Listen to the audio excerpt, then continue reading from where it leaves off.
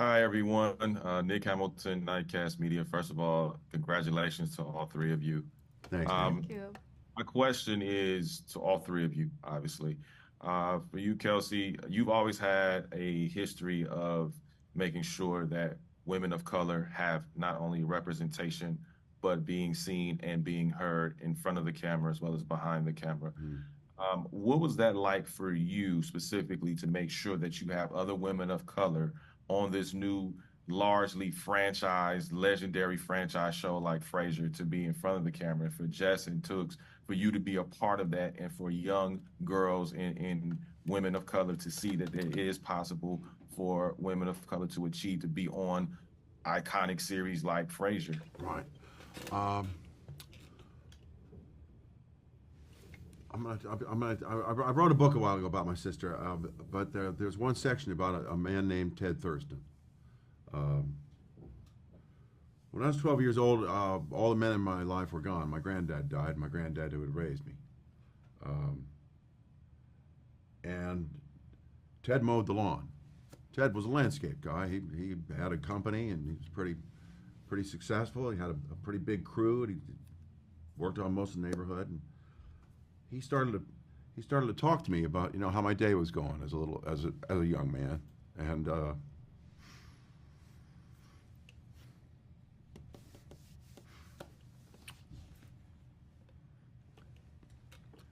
Ted was a black man who took time out of his day to look after a little boy who was in pain and lost. And I never got a chance to thank him. But I didn't mean to do all this. I'm sorry. I was taught in my life by my granddad and by Ted and by all the fortunate friendships, encounters I had with people, that we are all connected and that we are meant to do our best for one another all the time. So 30 years ago, when I sat in an NBC, confab about diversity and we should really reach out to the Asian community, we should really start reaching out to this community and get them involved in television, and then they did this every year for 5 or 6 years, and then they wouldn't do anything.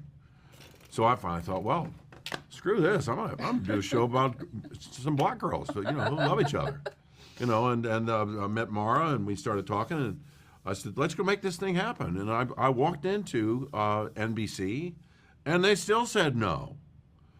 I said, well, I'm fed up with this crap. And then I ended up pitching to Dawn Ostroff at Paramount Pictures, and UPN, that's what it was called at the time.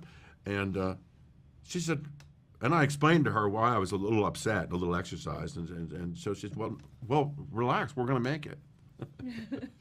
So it was just, I just thought it was high time we put our money where our mouth was, and stop all this falderall, all this nonsense, because we've been on the same page for so long and so resistant to it in so many ways. And listen, like attracts like. People huddle in masses, because they feel comfortable in a certain place. But you gotta move past that, and we all gotta rise up. That's our job. And Ted helped me as a young man when he didn't have to, and so Except it's it just goes back to what you said. He was it's doing just what what he you had do. to do. It's what you do. Yeah. Yeah. Yeah. Yeah. So there it is. Now we're all crying. Okay. Yeah, you're welcome. Seriously. And God for bless sharing him, it. Ted Thurston.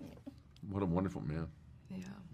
Thank you all for sharing that story, and I still love Boss, even though you haven't done it in years. I think that was, Well, you never know. I can't say anything specific, but he may rear his head again.